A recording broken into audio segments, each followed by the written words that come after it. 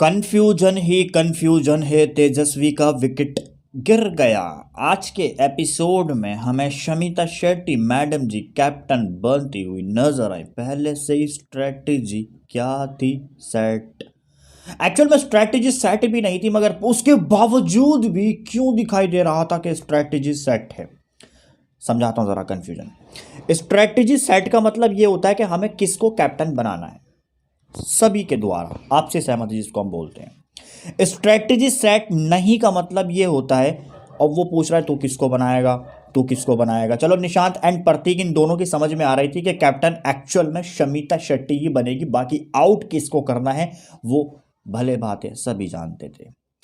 बिचुकले दादा रुक गया, बिचुकले भैया, बिचुकले को सही रोक लिया। अगर बिचुकले नहीं रुकता तो डेफिनेटली शमिता की विकेट जाती और वहां कैप्टन कौन बनता, करण कुंद्रा। मगर एक्चुअल में निशांत का ये जो माइंड है ना, वो करण कुंद्रा को मात दे गया। करण भी बेचारा वहां क्या करता है यार, क्या करता। नहीं आप खुद बताओ, करण के पास में कोई ऑप्शन था कुछ करने का? नहीं था। तो वहां पर निशांत ने पूरा दिमाग लगाया, बिचुकले को रोका। सिर्फ बिचुकले को रोक लो, बाकी सब हमें पता है कि हमें शमिता को कैप्टन बनाना है। अगर हम शमिता को कैप्टन बना लेंगे तो डेफिनेटली इसमें हमें बहुत सारा फायदा होगा। क्या क्या फायदा होगा एक एक करके आप सभी से शेयर करते हैं। आज के रिव्यू की शुरुआत करते हैं। और ऐसे में आज इतना ज्यादा एपिसोड में तो कुछ हुआ नहीं, मगर एक्चुअल में देखते हैं फिर भी क्या क्या हुआ। धूम मचा ले, धूम मचा ले, धूम धूम धूम धूम। जैकेट में कुछ ज़्यादा हैवी नहीं लग रहा यार मैं क्या? हाँ बहुत मोटा जैकेट है, मंगवाया रशिया से। मजाक कर रहा हूँ भाई, यहीं से मंगवाया, 50 रुपये की मिलती ना ठेली पे, वहाँ से।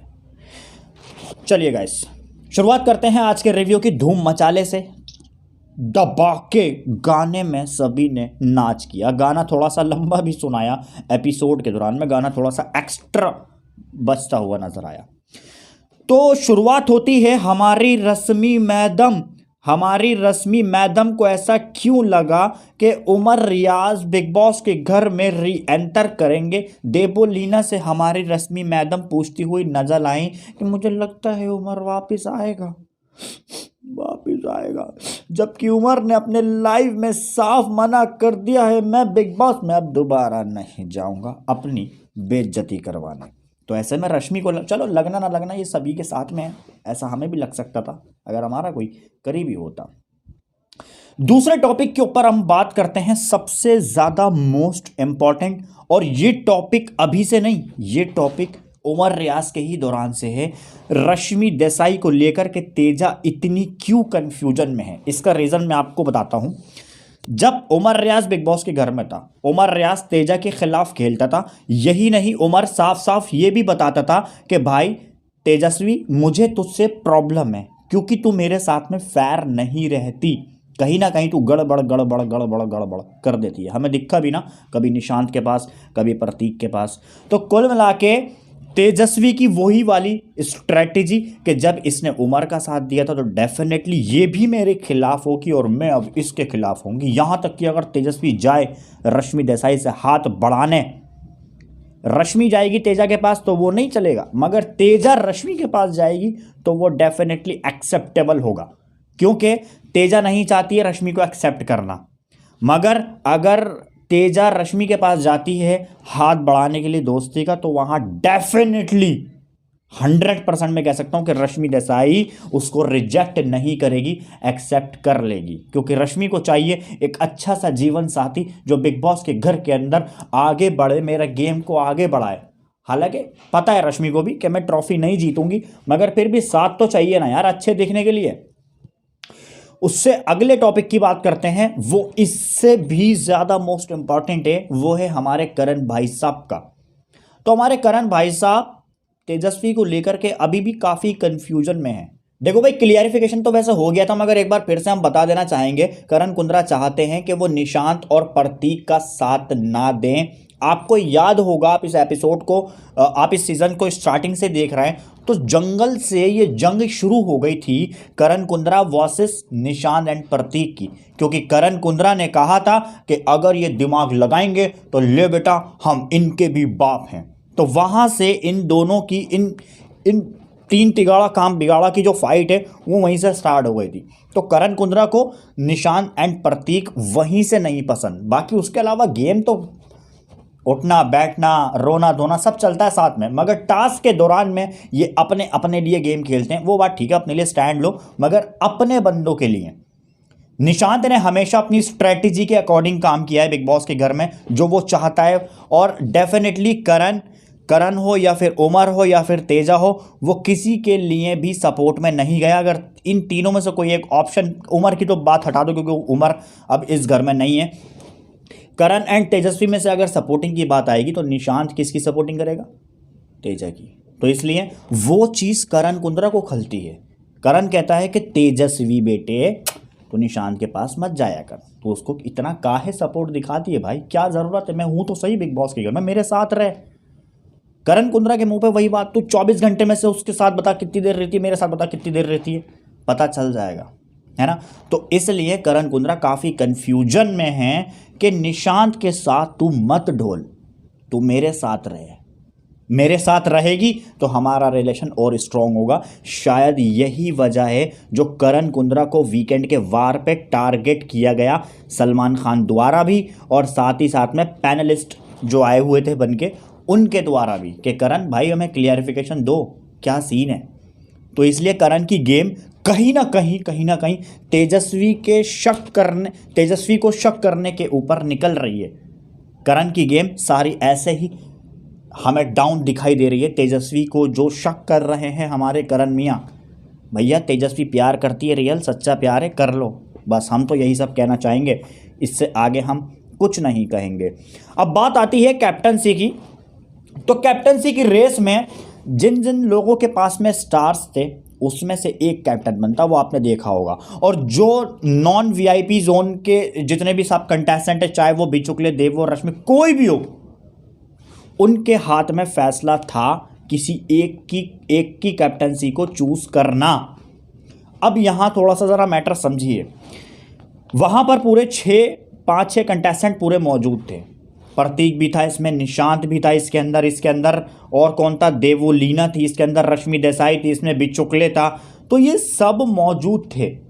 अब अगर ये चाहते इकट्ठे होके एक साथ में पहले प्लानिंग बना लेते कि देख भाई हम कैप्टन इसको बनाना चाहते हैं अपनी वोटिंग के, मगर आपसी सहमति का फैसला तो किसी बिग बॉस के सीज़न में कहीं चला ही नहीं है। तो ऐसे में इन्होंने बजाय इसके अपने अपने फैसले डिसाइड करने शुरू कर दिए। अगर मैं आपको बताऊं तो प्रतीक और साथ में निशांत, ये दोनों इक्वल हो गए थे कि भैया हमें शमीता को ही विनर बनाना है, यानी कि शमीता को कैप्टनसी की रेस में आगे पहुंचाना है, बाकी जितने भी सब हैं उनको आउट कर देना है। समझ गए? तो बिचुकले इसलिए पहले जा रहा था, बिचुकले को ये आइडिया हो गया था कि भाई इन दोनों की चॉइस शमीता रही है, तो इसलिए सबसे पहले शमीता का पत्ता साफ कर दिया जाए, है ना। सबसे पहले शमीता को निकाल दो, बाकी उसके बाद तो जिसको मर्जी चाहो बना दो, राखी को बनाओ। सबसे पहले तो राखी गई। तो निशांत ने सबसे पहले स्ट्रेटेजी अपनी दिखाई कि भाई सबसे पहले मैं जा रहा हूँ। उसने स्ट्रेटेजी बिल्कुल ठीक दिखाई है कि वो सबसे पहले भागा हुआ गया और उसने राखी को लुढ़का डाला। राखी सावंत को क्यों लुढ़काया? क्योंकि बिचुकले होता तो वो डेफिनेटली राखी को बनाता, इसलिए उसने सबसे पहले दिमाग लगा के राखी को लुढ़का दिया। उसी के साथ साथ जैसे जैसे जैसे जैसे गेम बढ़ता गया, फिर प्रतीक बिचुकले में जो लड़ाई हुई थी, तो वहां पर बिचुकले ने वही जो डायलॉग मारा है। बिचुकले का क्या सीन है यार, समझ में नहीं आ रहा मुझे। बिचुकले इनकी बेइज्जती भी करता है, मेकर्स की भी बेइज्जती करता है, कंटेस्टेंट की भी बेइज्जती करता है। उसके बावजूद भी बिचुकले को शो में डाला हुआ है। तेरे बाप का शो नहीं है ये बिग बॉस का घर है और मैं भी अपनी मर्जी चलाऊंगा। मैं भी, मुझे ऐसा क्यों लगा कि आज बिचुकले फेयर था, डेफिनेटली मुझे आज ऐसा लगा कि बिचुकले बिल्कुल ठीक था, बिल्कुल करेक्ट था, मगर उसको अपना पक्ष रखने ही नहीं दिया, क्योंकि निशांत एंड प्रतीक की स्ट्रैटेजी बनी हुई थी कि हमें शमीता शेट्टी को विनर बनाना है, यानी कि उसको कैप्टन बनाना है। उनकी स्ट्रैटेजी ये रही थी। बिचुकले पहले इस बात को समझ चुका था, उसने कहा कि मैं शमीता को लुढ़का दूंगा, इनकी स्ट्रैटेजी ख़त्म हो जाएगी, ये बेचारे ये दोनों जो ढोलते हैं ना ये लुढ़क जाएंगे ऐसे ही। ऐसा बिचुकले का सोचना था। तो इसलिए निशांत ने सबसे पहला दाव पेश खेल के बिचुकले को रोकने की कोशिश करी। देवोलीना आई, तेजस्वी को उड़ाया, फिर साथ में प्रतीक आया, उसने करण को लुढ़काया, बची Shamita. Shamita clear clear clear clear winner बनती हुई नजर आई। इसलिए निशांत ने राखी को लुढ़का कर बिल्कुल सही काम किया। इनकी स्ट्रैटेजी पहले ही जो बन चुकी थी, इनकी स्ट्रैटेजी पहले ही बन चुकी थी कि भैया हमें शमीता को ही विनर बनाना है। मगर एक बात मैं आपको और बता देना चाहूंगा कि जो बिचुकले को रोकने की कोशिश की गई थी, प्रतीक सहजपाल हो या फिर निशांत भट्ट हो, वीकेंड के वार पे ये बड़ा मुद्दा बनेगा, ये बहुत बड़ा मुद्दा बनेगा वीकेंड के वार पे। सल वो बात एक अलग है भैया, सलमान खान भी यार कहाँ तक बोले यार, कहाँ तक बोले। तो ऐसे में देवोलीना ने तेजा को फोड़ा, प्रतीक ने करण को फोड़ा। विनर कौन बनी? हमारी शमीता शेट्टी विनर निकल कर आ गई। अब मोस्ट इंपॉर्टेंट बात करते हैं लास्ट वाली, जो कि शमीता शेट्टी काफ़ी कन्फ्यूजन। अच्छा भैया वो कैप्टन बन तो गई, कहीं ना कहीं मुझे इस गेम के अंदर एक OTT वाला हिसाब हमें देखने को मिला। आपने नोटिस किया होगा ये जो OTTians हैं अभी तक एक दूसरे के लिए गेम खेल रहे हैं। OTTians की ये प्लानिंग क्यों है यार? हमें किसी भी, ये सारे चाहे वाइल्ड कार्ड्स हों या जंगलवासियों जो भी हैं, इन सब के अगेंस्ट खेलना है और हम तीनों की एक्स्ट्रा में प्लानिंग करके रखनी है, ताकि हम तीनों कभी भी एक दूसरे के साथ में खड़े रहें। शमीता इस बात के लिए एग्री है।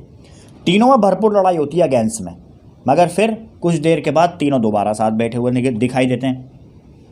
कहते हैं कि भैया वो सपोर्टिंग हमेशा ऐसे ही बरकरार रहेगी, क्योंकि तुम तीनों पहले से ही साथ में OTT करके आए हो, इसलिए वो OTT वाला दिमाग तुम यहाँ पर भी इस्तेमाल कर रहे हो।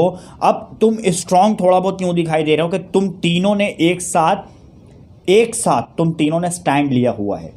कहीं ना कहीं वो OTT वाला दिमाग हमें यहाँ पर भी इस बिग बॉस में देखने को मिल रहा है। अक्सर ऐसा सलमान भाई के सामने भी कितनी बार ये बात निकल कर आई है कि OTT को हटा दो, OTT भाड़ में गया तुम्हारा साला। तो भैया मैं इस बार ये कहना चाहूँगा कि OTT थोड़ा सा भारी पड़ता हुआ नजर आया इन सब के ऊपर। कल तक उमर रियाज था, तो कल तक ये सब लोग OTTians के ऊपर भारी पड़ते थे। अब प्रतीक सहजपाल को उमर के बाहर होने से सबसे बड़ा बेनिफिट हुआ है।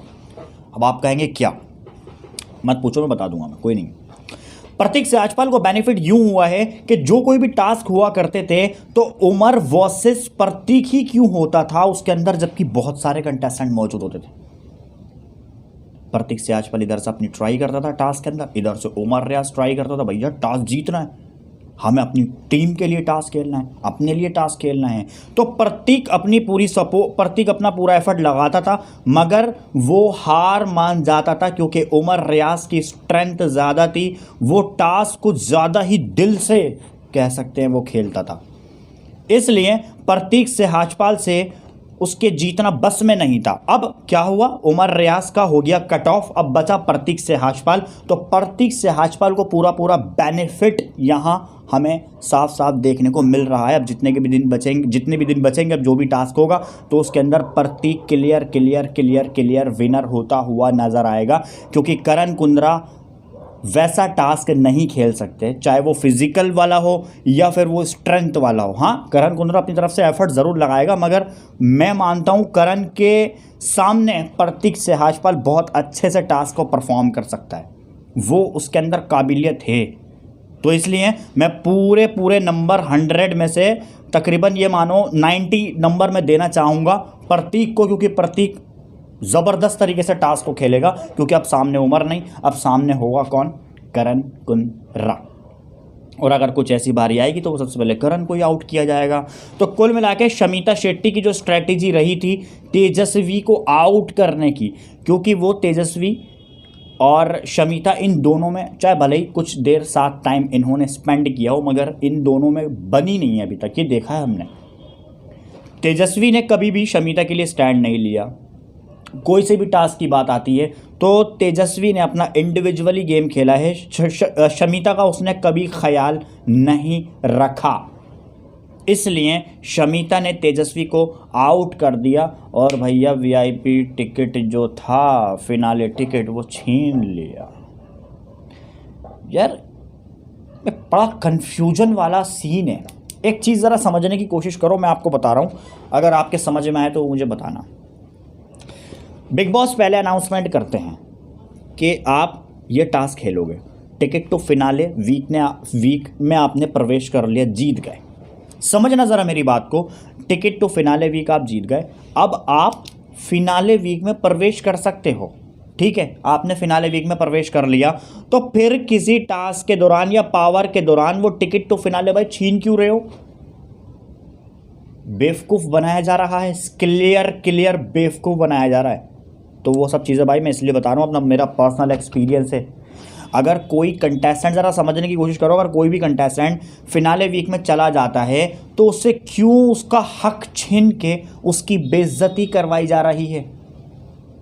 क्या आपने डे 1 से ही ये सोच लिया है कि भैया जो भी कंटेस्टेंट होगा हम उसकी बेइज्जती करेंगे? करण की भी बेइज्जती हो चुकी है, तेजस्वी की भी बेइज्जती हो गई, देवोलीना के भी चाहे भले ही नहीं हो, रश्मि ये तो अभी नए नए हैं, शमिता शेट्टी की बेइज्जती हो गई और साथ में बिचुकले की बेइज्जती हो गई, निशांत की बेइज्जती अभी तक नहीं हुई है, थोड़ा बहुत उसको डांट पड़ी है, प्रतीक सहजपाल को हद से ज़्यादा मुंह तोड़ जवाब मिले हैं, उमर रियाज को हर वीकेंड पर टारगेट किया जाता था। तो आपने डे 1 से पहले ही ठानी हुई है कि भैया हमें इस बार हर एक कंटेस्टेंट की बेइज्जती करनी है। आपने ये टिकट टू फिनाले वीक का खेल रचाया, चलो टिकट टू फिनाले वीक में कंटेस्टेंट चला गया, तो भाई उससे हक क्यों छीन रहे हो आप? शुरू का समझ में आता था चलो, मगर अब बोर हो गया यार ये सब चीज़ें। कभी आप ticket to finale week star दे देते हो, कभी आप छीन लेते हो। अब क्या है, कंटेस्टेंट्स जो भी हैं उन सब के दिल में एक बात पैदा हो गई है, यानी कि जो होता है ना सोच क्रिएट होना, वो ये कि चल आज वीआईपी इसके पास है, कल मैं जीत के इससे छीन के अपने पास लगा लूँगा। शायद ये गलत क्या किया मैं? अरे आज वीआईपी टिकट इसके पास है तो कल वीआईपी टिकट इसके पास था, तो आज वीआईपी टिकट जीत के मैं लगा लूँगा या फिर मैं कल लगा लूँगा। कोई ना कोई तो बिग बॉस मौका देंगे, कोई ना कोई तो बिग बॉस टास्क देंगे, तो क्यों मौके दिए जा रहा है? क्यों फालतू का ये भाषण इनकी तरफ से किया जा रहा है? चलो एक्सटेंड कर दिया आपने शो, वो बात मैं मानता हूँ, मगर ये चीज़ जो है ना अब तक बोर हो चुकी है यार। और ये मेरे ख्याल से पिछले 70 दिनों से चलती हुई आ रही है, पिछले 65-70 दिनों से ये प्रतिक्रिया आप रचाते हुए आ रहे हो। कुछ नया करो यार, ऑडियंस नया देखना चाहती है, मगर आप कुछ नया दिखाने को तैयार ही नहीं हो। आप उसमें टास्क देते हो, वीआईपी उसके पास चला जाएगा, उसके पास चला जाएगा, बंटवारा होता चला जा रहा है। भाई माफ़ कर दो यार, जनता तभी तो शो देखेगी। जनता को चूतिया बना रहा हो आप खुल्ला अनफेयर डिसीजन रख रहा हो। सबसे पहले आपने डोनाल्ड बिष्ट को निकाल दिया, उसी के साथ साथ आपने विधि पांड्या को निकाल दिया, फिर आपने विशाल जैसे एक शख्सियत को निकाल दिया, जय भानुशाली जैसे बोरिंग कंटेस्टेंट को आपने निकाल दिया आपसी सहमति से। हैं किस किस को निकालोगे यार? नेहा भी निकली साथ ही साथ में, तो उमर रियाज का लास्ट रहा। कितने सारे ऐसे कंटेस्टेंट है आपने अपनी मर्जी से निकाल दिए, तो जनता क्या करेगी फिर? जनता के गेट बंद कर टीवी, चल भाई यही हो सकता है इस कंडीशन में। तो बस एक ये था मेरा ओपिनियन, अगर थोड़ा बहुत भी सहमत हैं तो मुझे नीचे कमेंट में लिख के बता सकते हैं। इस वाले रिव्यू की करते हैं यहीं पर ही समाप्ति। Thank you so much, thank you for watching now.